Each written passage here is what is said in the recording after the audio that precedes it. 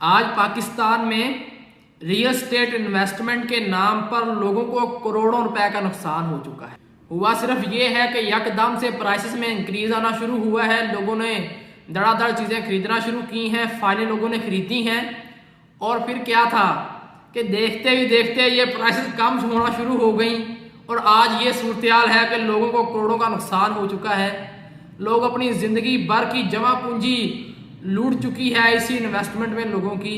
और लोग बहुत सारे परेशान हैं, बड़े दुखी हैं, बड़े गमगीन दिखाई दे रहे हैं कि अब हमारे साथ क्या होने वाला है। तो आज की इस वीडियो में हम यही कुछ देखने की कोशिश करेंगे कि इन प्राइस में इंक्रीज आया क्यों था और खुसूसन तौर पर आने वाले दिनों में अभी क्या होने जा रहा है। अब हमारी पिछली चीज़ों को देखना कि ये इंक्रीज आया क्यों था, ये यकदम से चीज़ों में प्राइस में इतना बूम आया क्यों था, ये देखना इसलिए ज़रूरी है कि इसी चीज़ से हम आने वाले दिनों की प्रोडक्शन कर सकते हैं। क्योंकि बहुत सारे लोग आज भी हवा में है, आज भी यही सोच रहे हैं किसी रात हम सोएंगे और सुबह को जब हम उठेंगे तो प्राइस में उसी तरह से फिर इंक्रीज आ चुका होगा, फिर बूम आ जाएगा हमारी, फिर ये लाखों की फाइलें फिर करोड़ों की हो जाएंगी और हम फिर अरबपति बन जाएंगे, हमारे ख्वाब पूरे हो जाएंगे। वो ख्वाब जो हमें प्रॉपर्टी डीलरों की तरफ से, जो हमें अपने दोस्तों की तरफ से, जो हमें दिखाए गए थे, यूट्यूबरों की तरफ से हमें दिखाए गए थे कि आपकी फाइलों को पर लग जाएंगे, पता नहीं क्या हो जाएगा, तो वही ख्वाब शायद आज पूरे होने वाले हैं। तो आइए चलते हैं। सबसे पहली बात तो ये है कि ये उन दिनों की बात है कि जब कोरोना आता है। कोरोना आता है तो सारी यकदम से सारी की सारी दुनिया मफलूज होकर के रह जाती है। अब सारे कारोबार बंद हो चुके होते हैं, वो चाहे स्टॉक मार्केट हो क्रैश हो चुकी होती है, वो चाहे फिजिकल बिजनेस हो, हमारी मार्केटें हों, वो सारी की सारी बंद हो चुकी होती हैं। लोग अब घरों में मफलूज होकर के रह जाते हैं, कोई काम है नहीं जो कर सकते हों, कोई चीज़ है नहीं जो कर सकते हों, बिजनेसेस वो हमारे बंद हैं, जॉबें वो चली गई हैं, लोगों की काम कोई हो नहीं रहा है। हर तरफ से लोगों में एक अजीब सी सिचुएशन पैदा हो रही है कि अब क्या किया जाए, क्या होने वाला है हमारे पास। तो इन दिनों में हुकूमत की तरफ से, इमरान खान पीटीआई हुकूमत की तरफ से ये चीज़ कही गई कि हम रियल स्टेट को एक इंडस्ट्री का दर्जा देते हैं। यानी कि जिस तरह से हम इंडस्ट्री को मुख्तलिफ किस्म की सब्सिडीज देते हैं, मुख्तलिफ किस्म का रिलीफ देते हैं,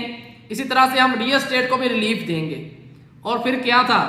कि इमरान खान हुकूमत की तरफ से मुख्तलिफ रिलीफ दिया गया, BR टैक्स खत्म कर दिया गया, गेन टैक्स खत्म कर दिया गया, और ऊपर से इंटरेस्ट रेट इतना कम हो चुका था कि आज वो इंटरेस्ट रेट जो 16-17% है हमारे पाकिस्तान में, वही इंटरेस्ट रेट 10% से भी कम था। हमारे प्राइस बॉन्ड वो बंद हो चुके थे, पाकिस्तान के स्टॉक मार्केट वो खत्म हो चुकी थी। तो इन दिनों में जब रियल स्टेट को हुकूमत की तरफ से थोड़ा सा रिलीफ दिया गया तो लोगों ने धड़ाधड़ इसमें पैसा इन्वेस्ट करना शुरू कर दिया। अब इस रिलीफ में एक चीज़ जो बड़ी हुई वो ये थी कि हुकूमत की तरफ से ये भी कहा गया कि आपके पास जो ब्लैक मनी है, जो आपने ब्लैक मनी, जो आपने नजायज़ पैसा कमाया हुआ है, जो आपके पास पड़ा हुआ है, अगर आप आज रियल स्टेट में लेकर आते हैं तो हम उसको मतलब पूछेंगे नहीं, आपको हुकूमत नहीं पूछेगी, गवर्नमेंट नहीं पूछेगी, गवर्नमेंट के अंदर चलने वाला कोई भी अदारा आपको उस मतलब कोई सवाल नहीं उठाएगा। यानी कि आप कहीं से भी, कहीं भी से पैसा आपने जो कमाया है, आपके पास कैश में पड़ा हुआ है, ब्लैक मनी पड़ा हुआ है, आप उठाएं, रियल स्टेट में लगाएं, आपको कोई पूछने वाला नहीं है। अब ये वो सारा माहौल, ये थी वो सारी चीज़ें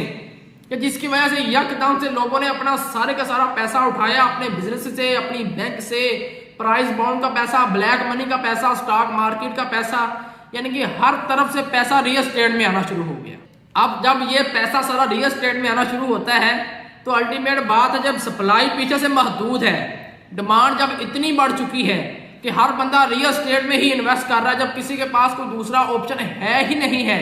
तो फिर होना क्या था? वही होना था जो हुआ कि प्राइस में यकदम से इंक्रीज आ गया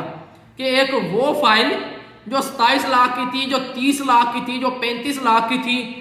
वही फाइल 1,55,00,000 तक गई है, 1,57,00,000 तक गई है। अब देखें यहाँ पर जो इंक्रीज आ रहा था ना पैसों में, जो प्राइस में इंक्रीज आ रहा था, जो फाइल की प्राइस में इंक्रीज आ रहा था, वो कोई रियल इंक्रीज नहीं था कि यानी कि एक वो फाइल जो 27 लाख की थी, वो जो 30 लाख की थी, वही फाइल 1,57,00,000 तक चली गई है। ये कोई रियल इंक्रीज नहीं था। रियल इंक्रीज किसे कहते हैं कि वहां पर कोई बाकायदा तौर पर डेवलपमेंट नहीं हो रही थी, वहां पर कोई लोगों का रुझान नहीं बढ़ रहा था, वहां पर कोई रोड कारपेट वगैरह नहीं बिछ रहे थे, सिर्फ ये था ट्रेडिंग हो रही थी, सट्टाबाजी हो रही थी। उसमें हमारे ये रियल एस्टेट के डीलर भी शामिल थे इसमें हमारे वो लोग भी शामिल थे जो एक पेशावर लोग हैं जिनका काम है कि डॉलर अगर कम है तो डॉलर को उठा लें, डॉलर की प्राइस बढ़ जाएगी हम सेल कर देंगे। स्टॉक मार्केट में उनका यही काम होता है। तो ये प्रोफेशनल लोग भी थे, ये डीलर लोग भी थे, इसमें आम लोग भी, हम जैसे लोग आम लोग भी थे कि जिनको पता ही नहीं है कि इन्वेस्टमेंट किसे कहते हैं, जो देखा देखी इन्वेस्टमेंट करते हैं, जिनको पता ही नहीं है कि प्राइस जब बढ़ रही है क्यों बढ़ रही है, जब कम हो रही है तो क्यों बढ़ हो रही है। यानी कि वो सारे के सारे ये फैक्टर जिसकी वजह से प्राइस में इंक्रीज आया, रियल इंक्रीज नहीं था, वो एक सिर्फ आर्टिफिशियल इंक्रीज था जो 2-4 रीजन की वजह से आया था। अब फिर क्या होता है कि एक वक्त वो आता है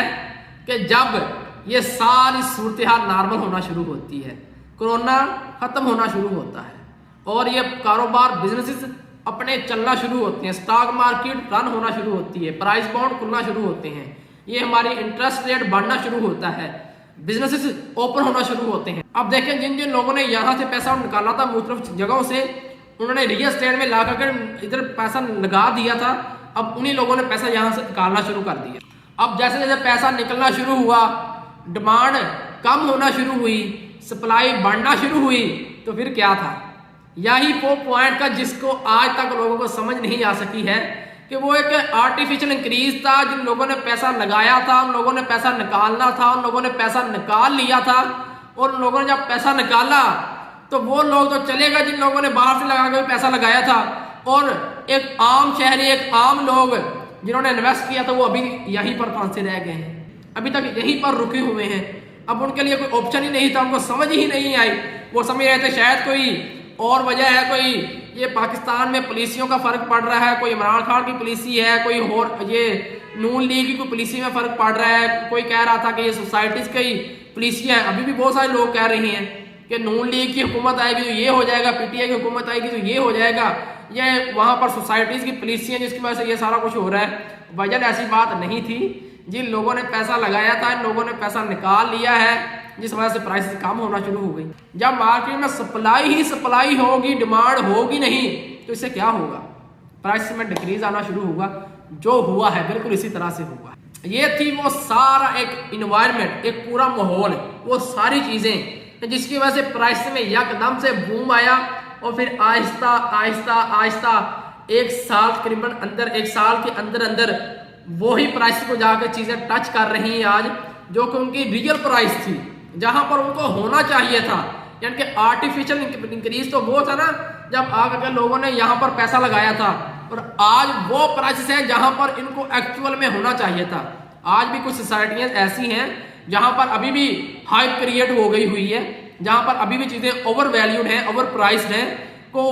अभी तक भी कुछ ऐसी जगह हैं, कुछ ऐसी सोसाइटीज हैं, लेकिन अगर हम मजमूई तौर पर चीजों को देखें तो मैं समझता हूं कि अक्सर और बेशतर जगह पर चीजें उस प्राइस पर आ गई हैं जहां पर उनको होना चाहिए था, जहां पर उनकी एक्चुअल वैल्यू थी, एक्चुअल प्राइस थी। और आज भी बहुत सारे लोगों को अभी तक भी समझ नहीं आ रही है, वो अभी तक भी यही चीजें समझ रहे हैं कि प्राइस में फिर इंक्रीज आ जाएगा, हमारी प्राइसेस फिर से बढ़ना शुरू हो जाएंगी और हम फिर से करोड़ों रुपए कमा लेंगे। तो मैं सिर्फ एक सिंपल बात कहना चाहता हूं, मैं उन अपने यूट्यूबरों से भी कहना चाहता हूं, मैं उन ये यूट्यूब से सीखने वाले उन लोगों को भी कहना चाहता हूं जो यूट्यूब से ही सीख करके इन्वेस्टमेंट करने का सोचते हैं, भाईजान ऐसा कुछ नहीं होने वाला है, ऐसा कोई बड़ा इंक्रीज नहीं आने वाला है। वो चाहे नून लीग की हुकूमत हो, वो चाहे पीटीआई की हुकूमत हो, वो चाहे कोई हुकूमत आ जाए, चाहे डोनाल्ड ट्रंप की हुकूमत भी आ जाए, तो ऐसा कुछ भी नहीं होने वाला है। अब चीजें उसी तरह से बढ़ेंगी जैसे जैसे डेवलपमेंट बढ़ेगी, जैसे जैसे वहां की सोसाइटी की ग्रोथ होगी, जैसे जैसे लोगों का रुझान बढ़ेगा, जैसे जैसे लोगों का वहां पर रुझान आएगा, लोग वहां पर उस सोसाइटी में मूव करना शुरू होंगे, लोगों का आना जाना होगा, कमर्शियल बात होना शुरू होंगे, उसी तरह से प्राइस बढ़ेगी। इसलिए किसी भी चीज का इंतजार नहीं करने की जरूरत है। पॉलिटिकल स्टेबिलिटी आएगी तो चीजों में फर्क पड़ेगा, वो पड़ता है। हमारे हालात कुछ नॉर्मल होंगे, उन चीजों की वजह से फर्क पड़ेगा, वो पड़ता है हमेशा से। लेकिन वो चीज नहीं होने वाली जो बहुत सारे लोग अभी सोच रहे हैं, या जो चीज हो चुकी है, वो एक पूरे का पूरा वो एनवायरनमेंट था जिसकी वजह से ये सारा कुछ हुआ था। और आज मेरा नहीं ख्याल है कि अभी वो दोबारा से वो एनवायरनमेंट पैदा होगा, वो एनवायरनमेंट बनेगा जिसमें ये सारी की सारी चीजें होंगी। बाकी आने वाला वक्त बताएगा कि क्या होने वाला है, किस तरह से सारी चीजें होंगी।